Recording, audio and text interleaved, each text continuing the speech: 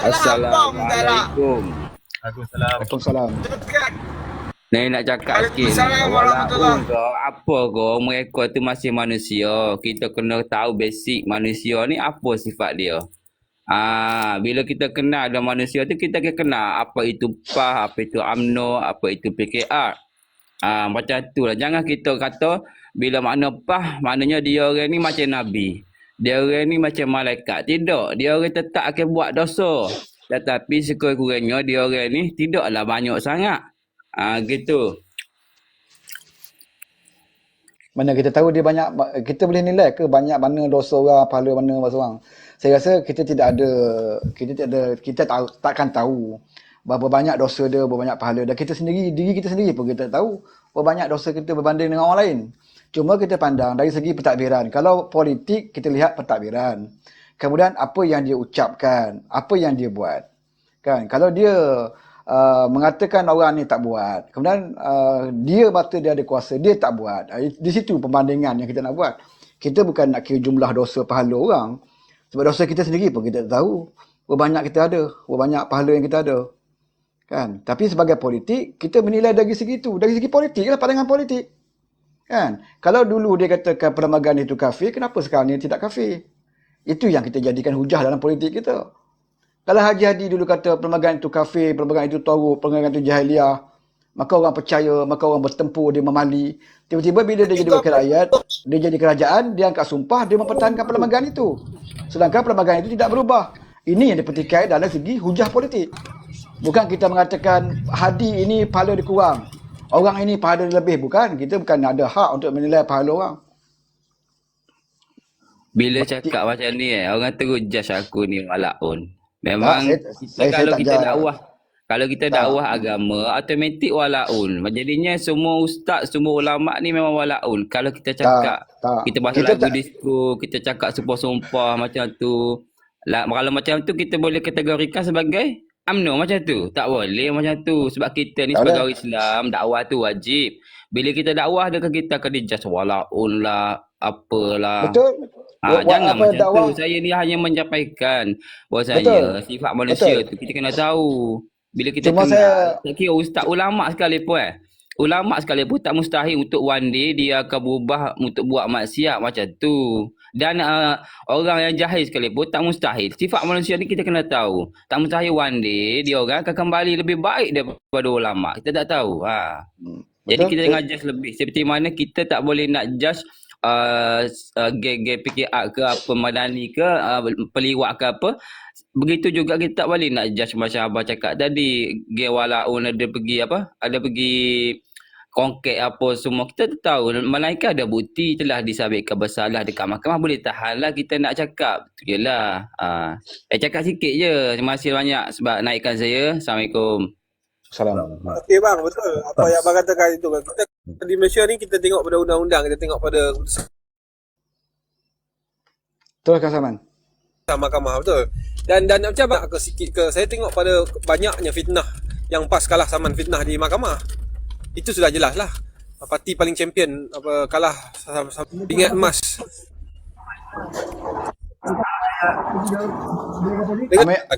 Lain putus. Tutup Mike Aminuddin.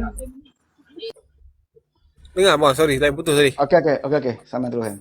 Yang dikatakan tadi abang tu pun sendiri bagi tahu bahawa banyak ataupun sikit yang pertama. Yang kedua dia bagi tahu adalah indikator dia kita nak tentukan orang tu salah atau tidak mahkamah kan.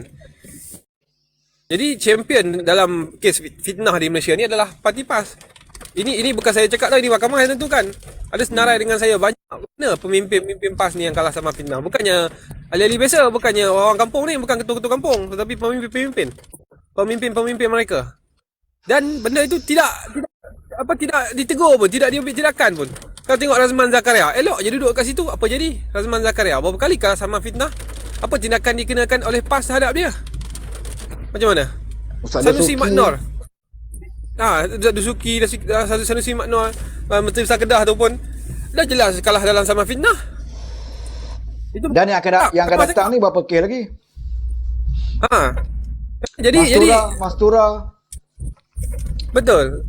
Itulah yang dia kata indikator dia mahkamah. Kalau indikator mahkamah, dia orang sepatutnya tengoklah keputusan-keputusan tu. Paling kalah sama fitnah. Betul-betul Salman. Sebab tu aku sebut tadi, kita bukan nak menilai banyak mana dosa kau, banyak mana pahala kau. Dalam politik ni kita menilai apa yang kau buat. Apa yang kau cakap dan apa yang kau buat. Apatah lagi yang kau cakap tu berkaitan dengan Islam. Kan? Kalau berkaitan ekonomi, okey. Sebab ekonomi itu sentiasa berubah. Contohnya macam Anwar dia pernah berjanji, nak perintah hari ini, esok Jumaat turun. Benda tu tidak dipertikaikan kalau dia tak buat sekarang. Sebab benda politik ekonomi ni dia berubah dari masa ke semasa.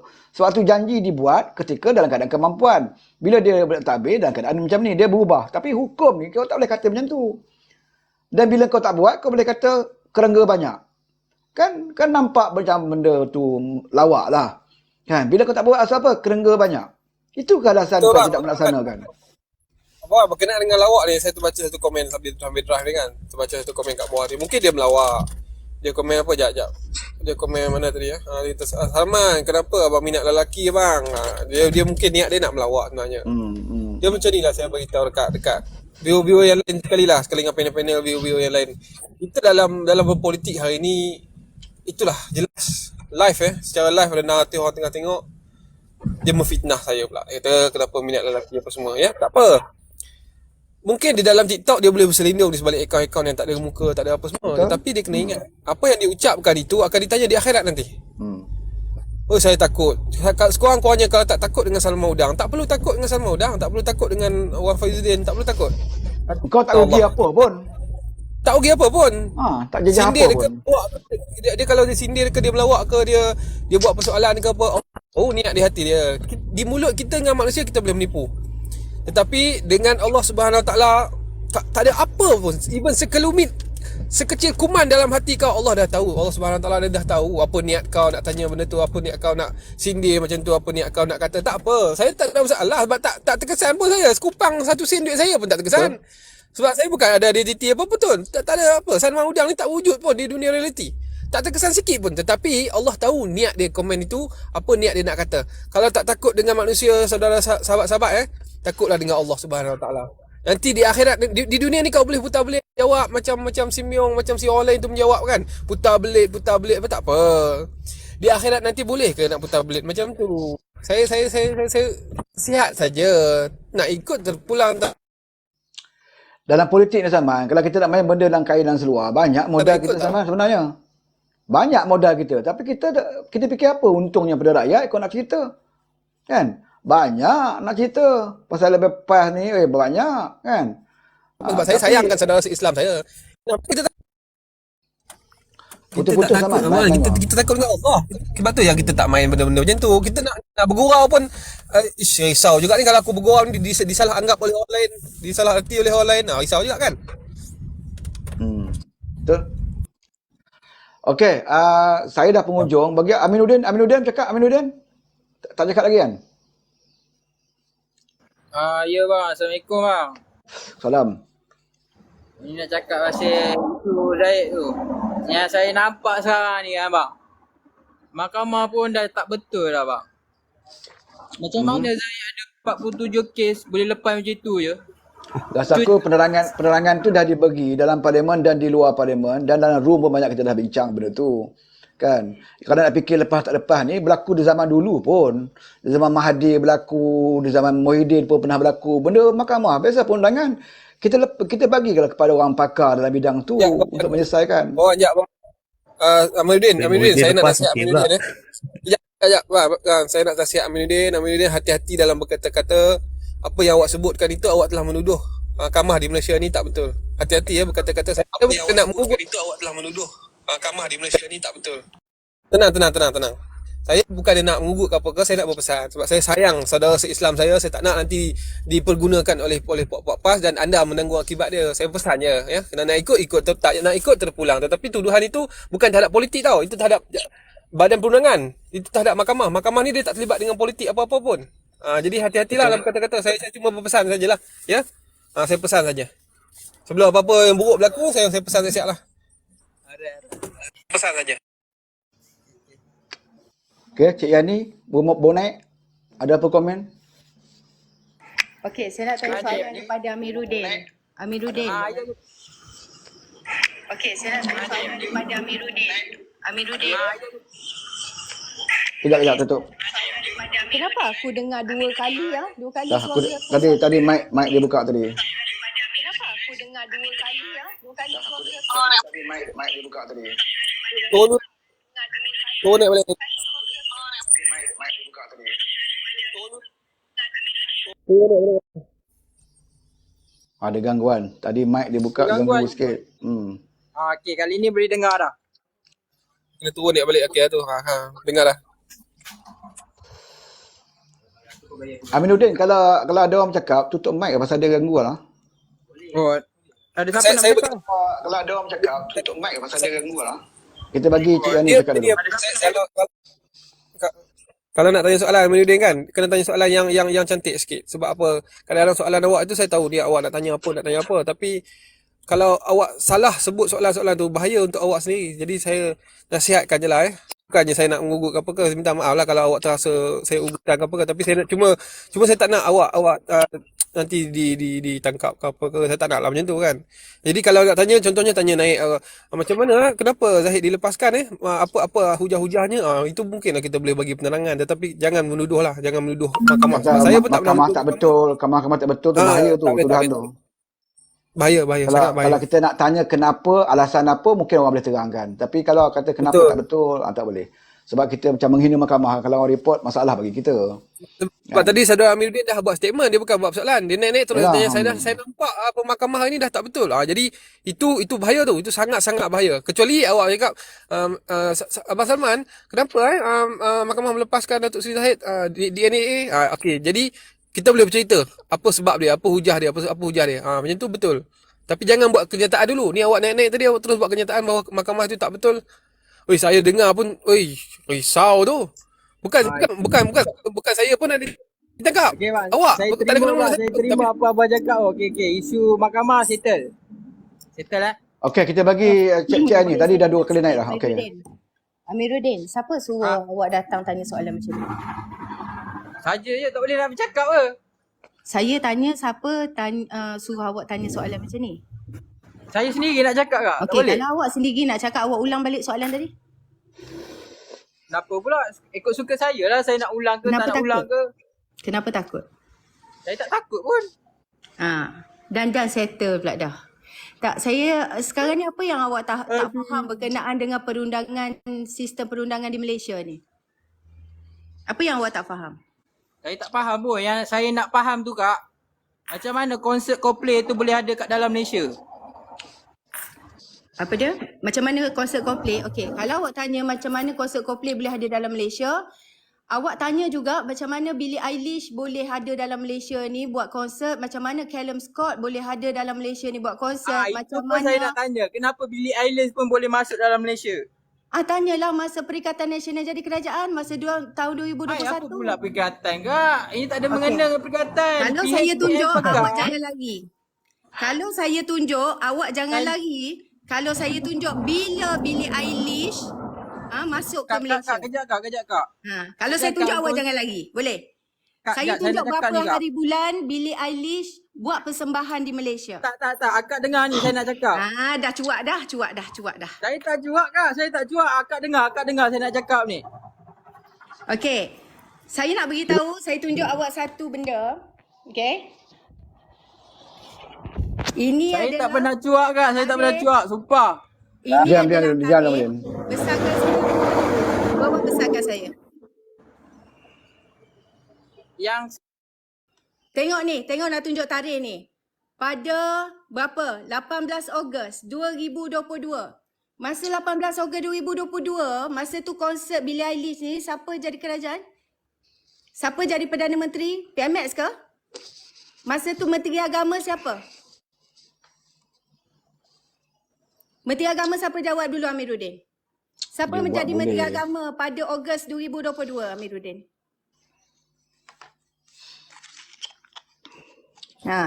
Boys Like Girls, Justin Bieber, Callum Scott, Fort 20, ni semua konsert ni. Jawablah. Jawab. Siapa jadi Menteri Agama? Idris Ahmad. PAS. Siapa jadi Menteri Undang-Undang? Taqiyuddin. Awak tak berbunyi. Siapa jadi Duta Timur Tengah? Haji Haji tak awak. bisu dah. Tak jadi bisu dah. Dah bisu dah. Okey. Okey, lah aku bagi Adam sebab aku kejap lagi nak ambil anak sekolah. Jadi aku bagi Adam lah Adam. Lepas tu kan kita pergi ke Yani punya live lah. Adam? Awak tak boleh tutup. Terima kasih Abang Wan di atas pencerahan berkenaan dengan Khawarij dan sebagainya sehingga menyebabkan walaun-walaun ni panas. Bagus. Memang kita nakkan beri kesedaran dan kepada walaun-walaun ni supaya kamu tidak terus-menerus melakukan perkara-perkara yang Rasulullah benci berkenaan dengan Khawarij ni. Sebab apa Rasulullah suruh kita memerangi Khawarij ni? Itu kena ingat. Ciri-ciri tu dah ada. Bibit-bibit tu ada. Okey? Dan jangan kamu jadi puak-puak yang hulu pelampau dalam berpolitik ni. Sebab Khawarij ni terbit atas asas politik lah. Apa yang dibuat Hadi sekarang ni ke arah itu. Ini bukan aku tuduh Kalau kamu baca apa-apa kenyataan yang terbaru terutamanya berkenaan dengan Hadi menuduh PH ni sama macam Israel, iaitu munafik. Dan satu laporan polis telah dibuat oleh sahabat-sahabat daripada Parti Amanah. Tahniah kepada sahabat-sahabat pada Parti Amanah. Dan kita kena bagi faham berkenaan isu ni, isu besar, isu berat. Lebih berat daripada isu yang kamu cuba nak tonjolkan tadi berkenaan dengan konsert dan sebagainya. Ini lebih berat, brother. Please, tolonglah bersama-sama kami membentras puak-puak Khawarij ni. Bersihkan pas daripada puak-puak Khawarij, terutamanya Hadi Awang tu sendiri. Okey, terima kasih. Okey, aku minta maaf sebab aku dah pergi Saya ambil minta anak sikit, sekolah. Okey lah. Pendek jawab. Saya nak menjawab sikit soalan Aminuddin ni. Dia macam ni lah Aminuddin Kena tahu garis panduan untuk konsert hiburan di Malaysia nak minta permit ke apa ke. Ketika PN memerintah pun garis panduan yang sama dia gunakan, Puspal apa semua. Ketika kita memerintah pun sama garis panduannya itu. Yang dipersoalkan yang nak masuk buat konsert ni perlu mengikut garis panduan dan undang-undang situ. Contohnya berpakaian sopan.